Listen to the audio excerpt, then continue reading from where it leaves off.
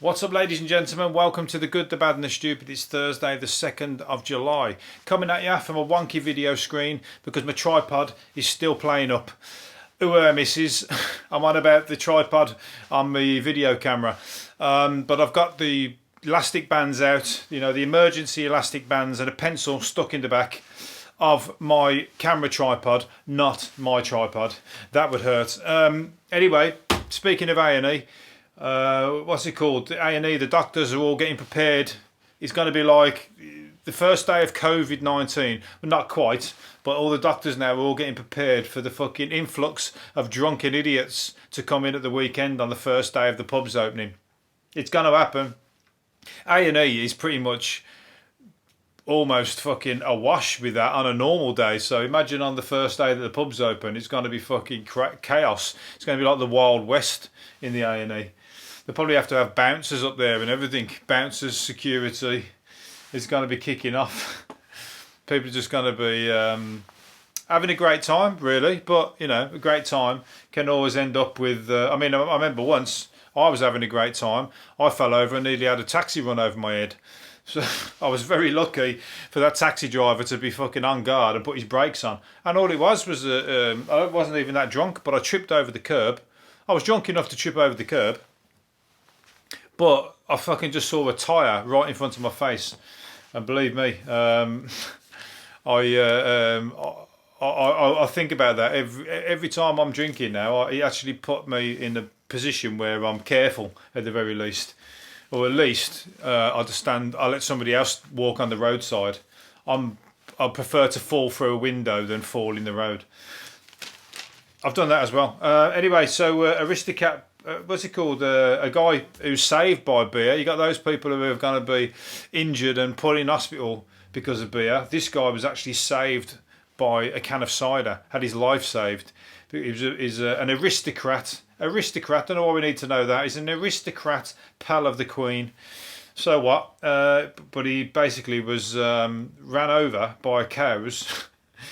He was attacked by cows. So even cows were going, you know what? That fucker has been born with money. He's had money all his life. Doesn't even know what it's like to live on the edge and have to fucking scrimp and hustle for money. I'm just going to fucking trample the bastard. That's what the cow was thinking. So the cow was after him, and then he had a can of Strongbow in his rucksack, and the rucksack, the can, took the full force of the cow on his back, and he managed to survive it. A cattle attack, they're calling it. A cattle attack on an aristocrat, saved by a can of Strongbow. So his Strongbow's more usually a drink of the working class. So, you know, maybe he's trying to be down with the kids or be down with the skints. You know, fucking, he should be drinking a bottle of Bolle with a few truffles and what's it called? I was checking it. I thought my camera wasn't rolling. Fuck me, that stopped me in my tracks. I thought, if I've just said all that and it hasn't been recording, that's going to be gold lost, because you know how good that just has been for the last 3 minutes. I'm only joking. Anyway, so yeah, he's been run over by a cow, but he survived it. So there you go. If you're ever going to run through a field of cows, they can and will attack you if they fancy if they fancy it. So if you look like you're rich, stuck up, and a fucking bit of a knob, they're going to come for you, because cows ain't stupid, and they know they're fucking about to be killed. So they think, well, let's take somebody with us if we get the chance. Why not? And he's aristocrat. He's 100% got something to do with the fucking slaughterhouse, probably. Is it his farm? I don't even know if it's his farm. No, he's walking to a picnic spot near his estate. So he might do. He might buy them cows free range. You know what I mean? Look, straight off the fucking farm shop that's on the thing. So the cow was just coming, doing one for his ancestor. Going to come and trample you, try and kill you. Anyway, I've milked that one, literally. Anyway, let's move on. Lidl's retro trainers. Lidl of selling trainers. Actually quite funky little trainers, to be honest, but I don't know if I'd wear them, but they're £14 in Lidl, and they've been selling them. People have been selling them on eBay for £450. Fuck. So if you can get hold of any, get yourself fucking on eBay straight away, because people are fucking being dumb and don't realise you can go and pick them up in Lidl for 14 quid. Why don't you just put an order into Lidl? You know, but they can't be sold out everywhere. Maybe they are, but they're asking 450 quid. Somebody else has got them up to 100 on that auction at the minute. Somebody else 242. But they've got a big Lidl stamp on the front. You know, I remember when fucking at school, the cheap trainers, everyone used to take the piss out of you. You know, if you had some Gola on or Dunlop was the laugh of the junior school. Nothing wrong with them. In fact, Dunlop, I quite like them now. But if you weren't wearing Nike or Adidas or something like that, people would be like, Dunlop fucking Dunlop dunce, or Gola, the Gola fucking trainers that people didn't like. But they're cool now. I like them. But they didn't go down when you was 10. If you were 10, you were going to get bullied for that shit. So imagine if you went into school with a pair of Lidl £14 trainers. You're going to get the fucking shit kicked out of you. But I guess people are trying to make them cool by spending a fortune on them. Trainers are big money. If you can get into that game, know when the new trainers are coming out or the limited edition, you grab a pair, you fucking always flip them straight away. As soon as they sell out, people buying them online. That's a good market. I might even have to fucking get it. The best one rather, was when somebody sold some Nike ones the other month. They were dirty. They looked like they'd just been. They looked like they'd been. They ran around the world. They were that like worn and like muddy and fucking. There was hardly anything left of them, because it was just certain pair. £250,000. £250,000 in a dirtiest pair of trainers. You wouldn't have picked them off the shelf in a charity shop. So there you go. There's clues there. There's money to be made, and it's one man's junk is another man's treasure. So all you got to do is find the buyer. I've got a garage full of shit that I've got to do that for. I'm working on it. Lockdown. What's it called? Spud the Travelling Hamster is a Coronation Street squeak star. Somebody's made a Coronation Street. Made a little bar for like a Coronation Street little bar for a gerbil, a hamster. This is his cage, and he's also got like a little gallery, National Art Gallery, with pictures of himself around. And he's got a little gerbil, and he walks around his own, and he's got a little tube station where he's waiting. A bus stop. He's got a bus stop in there as well. That's a lot. He's got a lot going on for a gerbil. I mean, is it a gerbil or hamster? It's a hamster. Excuse me. It's a gerbil. It's a hamster. It's a hamster. Beg your pardon. But then he lived to about 2. Oh, he's from Birmingham. That's it. Good on him. He's a Brummie hamster. I'm from Birmingham. He's got a Brummie squeak, like I've got a Brummie squeak. He sounds like me a little bit, on a smaller scale. But he's only got a short lifespan. I hope to live a little bit longer than the hamster. Hamster's about 2 years, aren't they? Spud, his name is. Spud. If you want to get in touch, I think he's got to have an Instagram page or whatever. Spud from Birmingham. And he loves his little. He's got a picture of him there on his 2 hind legs, looking at the gallery, looking at pictures of himself. Probably thinks he's something special.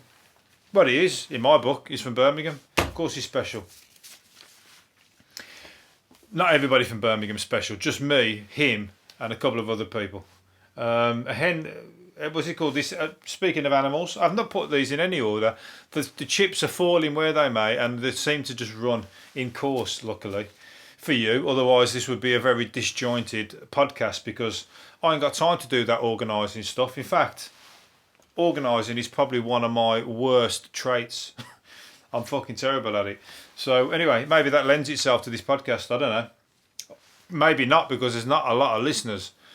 Anyway, a hen did a real life chicken run escape when she got trapped under an egg lorry trailer and travelled 90 miles without ruffling a feather. She went on a little run from London to Lincolnshire, or was it the other way around? No, Lincolnshire to London. So she's gone to see the sights. I hope somebody saves its fucking life and doesn't send it off to be killed now. Staff caught her and put her in a box. She was where she promptly laid an egg. So she's had a baby on the trip. She was pregnant. The RSPCA took her under their wing after the 2-hour trip. That's good. I can't think of anything worse than that fucking chicken doing a run like that. Escaping, going off. I've seen it before. I mean, obviously some people save them, but there was a cow that escaped and it went off running down the road. and I think it got miles away or whatever, and they caught it. Sometimes they take it to it was ran off from a slaughterhouse, and they give it the benefit of the doubt, or say, give it a chance, a second chance at life, and go and put it out in some kind of sanctuary. But they caught this one, and they took it back straight back to the slaughterhouse and killed it. Fucking bastards. The cow deserved. I mean, the cow probably was slightly unaware and frightened, but if that cow could have just fucking steamed into the guy who was like trying to take him back, or just decided to just become a cannibal cow and eat the human, or attack him, bite him. Well, unfortunately, they're a bit too docile, aren't they? Apart from the one earlier on that tried to kill the aristocrat, that one had a bit of fucking cow bollocks about it. Anyway, the chicken, so he's on a run. He's got down to London, had a little look around, and now he's back on the RSPCA, looking for a home, forever home, with his little baby. Maybe what they did with the chicken, with the egg. I've seen now, we saw it the other week, where somebody fucking put some eggs out of Waitrose under the heat, and they hatched. So if you want some free chickens, that's all you got to do by the looks of it, because they're fucking still alive in there. So when you're fucking cooking them on a fried egg or whatever, that was borderline a life. Well, they are anyway, aren't they? But I always thought that them eggs were the ones that were deemed to be non-fertile, but clearly not. I tell you what, it's fucking, it gets worse, all that dairy industry and the animal industry. What was I going to say? Greg Wallace, speaking of food and people who eat a lot of it, Greg Wallace off the MasterChef, the one who gives really cheesy references on the. Ooh, I like that. I like that sponge. Oh, that was really nice custard on the MasterChef. Is back. I talked about him a while ago when he went visiting Zulus. There's a photo of him with the Zulu tribe, and they look like they were about to fucking eat his bald. He's got like an head like a bald egg. They look like they were about to fucking crack his bald egg with one of their spears and kill him for upset, trying to go over there and meet Zulus. He looked like, he didn't look right. They looked like he had all the dress. He was dressed like him and everything. He just looked like he looks a bit like, what's he called, Mr. Magoo. That's the word. But they looked like they were going to kill him because they're a tribe and whatever else. But they obviously let him survive because he's back. And he's doing a gym. He's getting into ripped shape after years of the doctor's warning about his high cholesterol. And now he's like, I keep seeing him doing press-ups and pictures of him in the paper, getting all like, showing off his six-pack and all that kind of stuff. Now he's talking, he wants to get onto Love Island. Come on, Greg, rein it in a bit. You're not getting onto Love Island. You're about 40 years too late for that. But you might get on the Carry On film or two with your cheesy like food lines. Ooh, that custard, I could lie in bed with that custard forever, or something like that. I'm making these up, but it's along those lines that he comes out with. All that, I really like what you've done with that tart, stuff like that. Anyway, Paul Chuckle. Speaking of cheesy lines, I tell you what, I have put these in some kind of order subliminally. Paul Chuckle says his brother Barry Chuckle, the one that died. He's haunted. Well, he's not haunting him. It's his brother, isn't it? He's his friendly ghost, unless he's like harassing him. But he's haunting him and helping him write jokes apparently from beyond the grave. So he's a funny ghost to have around. He'd become a bit annoying after a while because he's still stuck in character as the ghost, isn't he? And the Chuckle Brothers surely can't behave like the Chuckle Brothers all fucking day long. They do it for the act, don't they? For the TV. After that. That's the same as a lot of people. They'll be like that, or like when I saw David, what's his name? Oh fuck, I'm not good with my names at the moment. The guy who does the antiques and everything, David. Fuck. Anyway, not David. Fuck. That's not his name. Oh bollocks. Anyway, I saw him in town and he gave me a big smile like that for a photo. I was trying to get him to do a photo, and he gave me a big smile. And then as soon as we finished, he give me pulled a right dirty look because he only did it for the camera, giving it the professional. But afterwards, he was like, "Yeah, fucking leave me alone." I only did it for a joke, but that's the same with the Chuckle Brothers. They might be miserable bastards when they put the camera away. But his brother, the ghost, he's probably like going, "Hey, to me, to you, to me, to you," as he's like in the background, like he's going, "Where are you, Barry? Fuck off, will ya?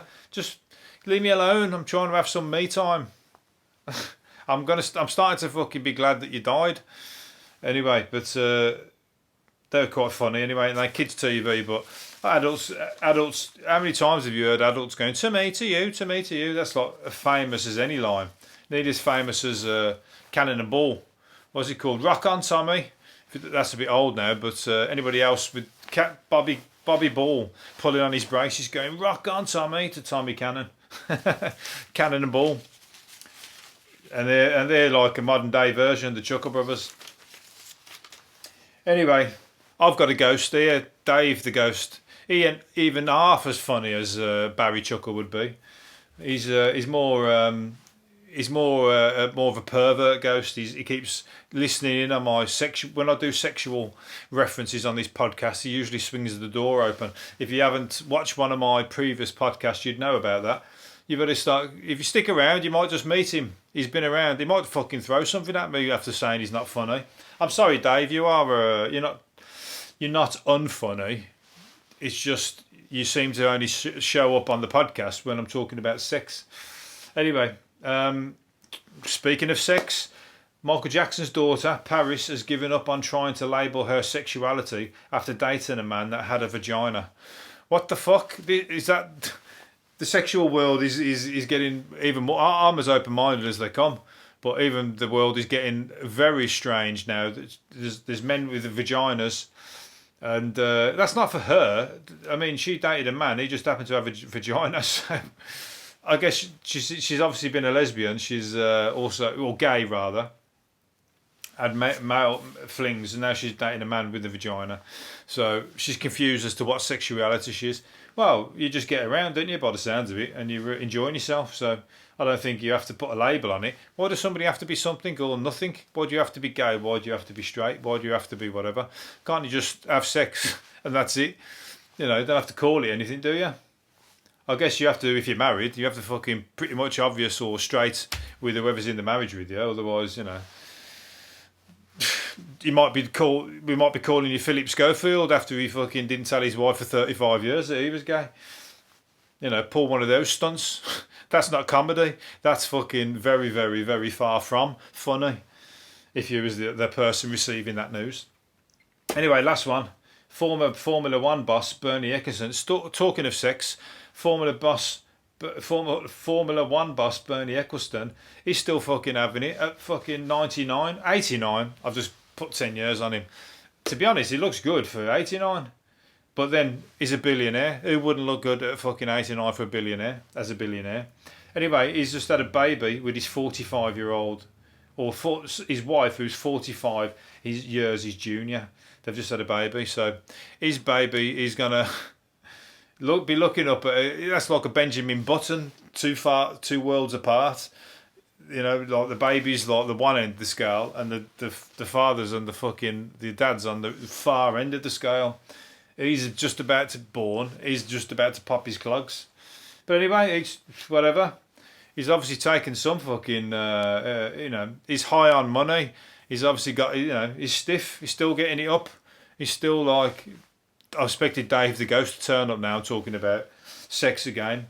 But Bernie Ecclestone, he's still fucking doing it. He's like, he's got his Formula One car on pole position, and he's now showed his worth to his young wife, who's now going to be heir to a lot of that money. So she's happy. The baby's happy. He's going to die happy. Maybe during one of his sexual escapades, but that's dying happy in my book. Anyway, I'm going to leave it there, and hopefully you've enjoyed it, and I'll do another one tomorrow. See you later. Bye.